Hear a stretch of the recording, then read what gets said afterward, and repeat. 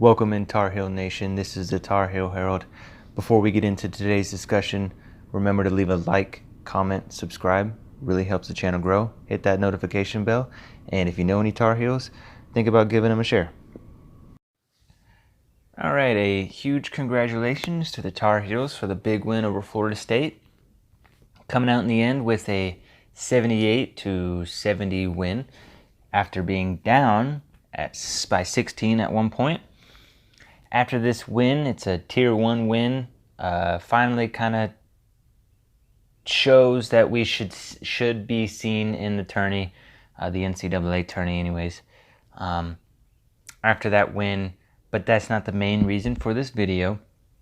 At least we know for a fact that we're probably going to be in the tournament now. But again, this is not what the video is about. The video is about Walker Kessler, who has become, or is becoming, a monster. Last night, with that 16-point comeback, who he probably helped with the most, but he only got 24 minutes, which is twice as much as any game he has played in before. So finally earning minutes, and truly did earn the minutes tonight, that's for sure. He got 24 minutes, 20 points, 8 rebounds, 5 of them being offensive rebounds, 4 blocks, and a 90% efficiency at field goal.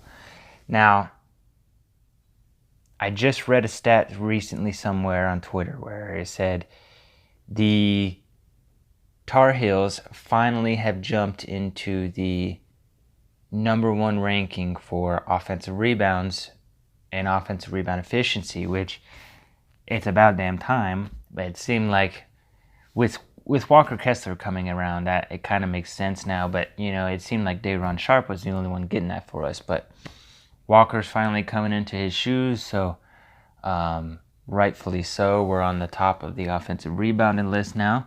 And if you look at this kid in his film, he's a workhorse. He's making sure to put himself in the right spot. I mean, he's got great effort on both ends, not just offense. Tonight he got 4 blocks. 4 blocks. Most people average maybe 1 point something. He got 4 blocks tonight, and just working hard on that D put his big body in the way and helped tremendously since we kind of have seen some struggle from the other big men tonight. Brooks and Bacot, struggling to show up again tonight. Bacot kind of because of his personal foul issues in the first half and the early second half. Brooks really just didn't show up except for here and there. But with the inconsistency with the big man play of recent, do we slowly turn to the freshmen to start carrying the weight down low? And yes, I'm also including Day'Ron Sharpe in that question, but with Walker Kessler really proving himself, it kind of makes that question more viable. Can the freshmen really, as a whole, not just the big men too, but as a whole, carry us through the tournament? But with a high emphasis on the big men, I mean, does he eventually win the starting position by the tournament, during the tournament, the ACC tournament? I can see if he continues this efficiency, it's going to be within, it might even be the Duke game, to be honest. But, in his last 5 games, he has almost averaged 1 point per minute of play. That's absolutely insane to look on the scoring wise, and he's still being productive on other stat blocks with, like I said, he's got great offensive rebounding. He had blocks, and an amazing thing is he was passing well to other big men and getting the ball to other people, and he only had 1 turnover. So only 1 turnover is a great sight to see by any player on the UNC Tar Heels. But just last night, like I said, after 1 point per minute in those last 5 games, he was 90% last night. And then in the other 4 games, the last 4 games, he averaged, it seemed like around 65%, which is still spectacular. He's turning into a sight to see, man. This level of efficiency isn't something you look from or expect from a sixth man. And I just don't think he deserves to be the sixth man. He's growing up and becoming unstoppable. To be able to move like that as a 7-footer is just insane. I mean, he's, especially last night, but during his growth of those last 5 games, you're starting to see him rarely make freshman mistakes or even look like a freshman in general out there on the court. It just seems like he's gained so much. It seems like he's grown so much confidence in his game with those last 5 games, just truly like exponentially growing. And with his shot, he's not hesitating with any of his shots. And man, when he pops that 15-footer or however far it was, you know, it gets me going, because I love a big man that can shoot a jumper. It just, because no one expects it, or no one assumes to have to guard that so well.